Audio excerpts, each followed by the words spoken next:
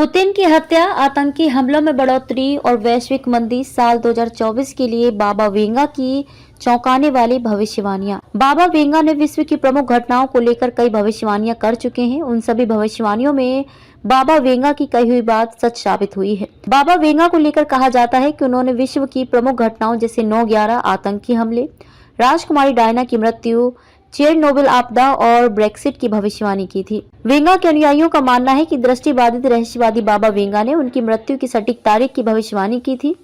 बाबा Venga, जिनका मूल नाम वेंजेलिया पांडेवा गुस्तारोवा था, दृष्टिबाधित रहस्यवादी बाबा वेंगा ने वर्ष 2024 के लिए कुछ चौंका देने वाली भविष्यवाणियां की हैं।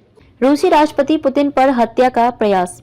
बाबा वेंगा ने रूसी राष्ट्रपति पुतिन पर हत्या का प्रयास। बाबा वेंगा ने रूसी राष्ट्रपति व्लादिमीर पुतिन पर साथी देशवासियों द्वारा हत्या के प्रयास की भविष्यवाणी की है। उन्होंने अपनी भविष्यवाणी में कहा है कि साल 2024 में राष्ट्रपति व्लादिमीर पुतिन की हत्या का प्रयास किया जा सकता है। आतंकी हमलों में होगी बढ़ोतरी। बाबा ने यह भी दावा किया कि अगले साल 2024 में एक बड़ा देश जैविक हथियारों का परीक्षण करेगा।